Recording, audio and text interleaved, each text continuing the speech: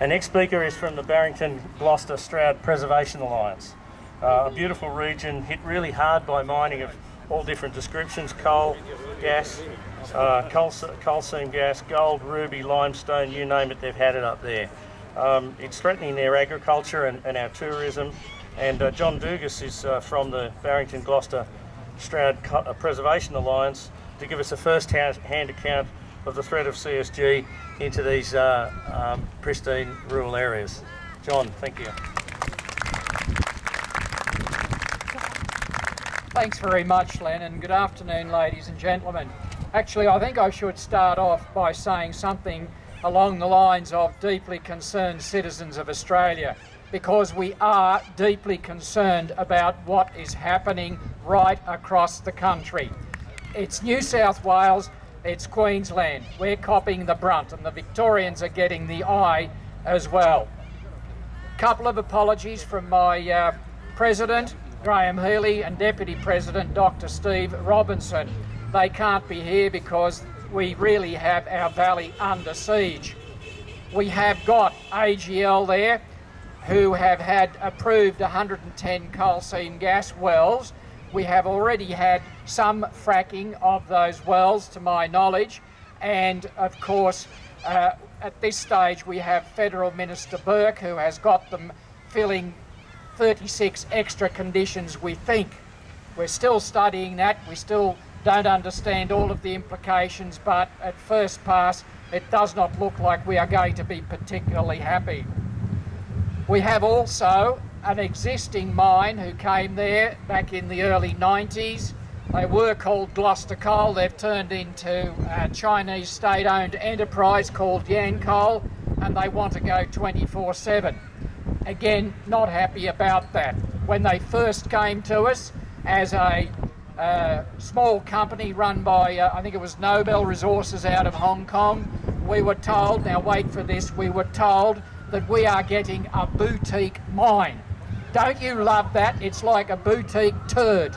You're going to get a boutique turd.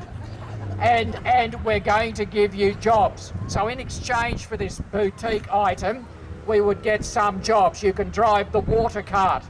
Of course, the big money goes back out of not just the region. Some of it sticks to the state government by way of royalties, but the majority goes back to the overseas investors. It's big money, big capital that takes out the wealth of the land. I'm going to have a couple of points about the health damage that's going, some remarks about the health damage and a little bit of background as well as AGL. I know that my fellow speaker Melissa will be looking at health risks as well, but really it's about risks from water contamination, air contamination, noise, and also what I think you would call psychosocial stresses, where people are just plain worried. I heard our previous speaker say something like, we're in limbo. That's right, we're in limbo. You can't sell, you can't get out, your biggest resource is your house or your property, and you're stuck. You're at the mercy of these people. Of course, we've had health damage impacts highlighted for us, and places like Tara in Queensland, they have a CSG field, and the community there are reporting a variety of health problems that we've also had arise in the US. Southern Cross Uni in Tara measured the methane there and found a 3-fold increase in the methane level. Now, I don't think that that's very good for you. It's worrying. It's alarm bells ringing. Of course, you good people here have protested against AGL expanding what they're doing here, and good on you. You need to do that. The 2-kilometre buffer zone. Now there's another thing. 2 kilometres, yes, but does the gas or the methane or the water contamination say, uh-oh, there it is, 2 kilometres, I stop. I don't go any further. What a crock. It doesn't work that way. They don't know where it's going to go. They can make predictions, but they don't know. They are not sure. And unless they're sure, they should not proceed. There is a thing called There is a thing called the Precautionary Principle. If you're not sure, don't do it. These characters have been operating along the we'll let you know what we're going to do when the thing goes wrong. You know, the management that happens after it goes wrong. Well, that doesn't work. That doesn't wash. Now, some of us have seen gas emissions coming out of some of the areas that we have in Gloucester through boreholes that we've had there beforehand from the coal mine. We've had puddles where we believe that methane is coming out, and these things are suggesting connectivity between groundwater and surface water. I mean, the groundwater surface water situation is awful to the extent that we are going to have all of this produced water. That's the stuff that comes up from deep underground. You can put it into a bunded dam, perhaps with plastic that might last for a period of time, but then what do you do with it? Millions and millions of litres of produced water that you can't do anything with. I have heard suggestions that they will shandy it by mixing it with other fresh water so that you reduce its level of toxicity. But at the end of the day, it's still toxic. We also have salt. Salt as a result of this, if we do actually evaporate it. What are you going to do with millions of tonnes of salt? This country's saline already. We have trouble with the farming on that particular note. So toxic poisons, carcinogens, they're in the diesel fumes as well, pumps and vessels. And what about those connecting roads that you have to have? They're not going to be sealed.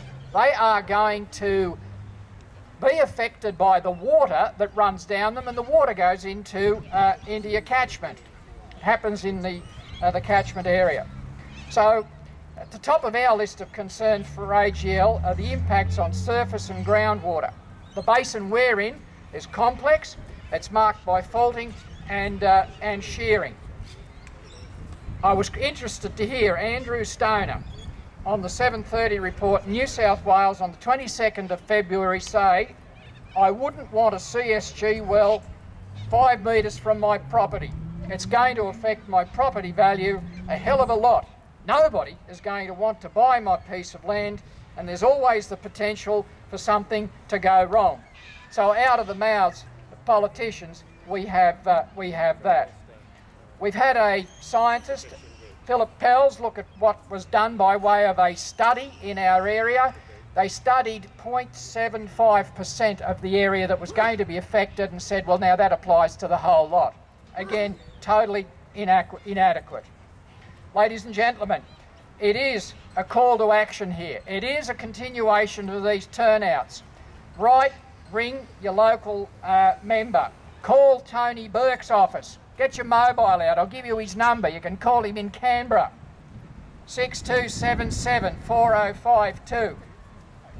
And again, I echo the words of our previous speakers who said no ifs, no buts about Mr O'Farrell protecting the water. He reneged. He was, as one of your own down here said, somewhat flexible with the truth. It's time to hold these people to account. We have a federal election coming up. I think it's time to ring your local politicians and indeed other significant politicians and say, what's your position on this? Because at the moment, completely inadequate. Thank you very much.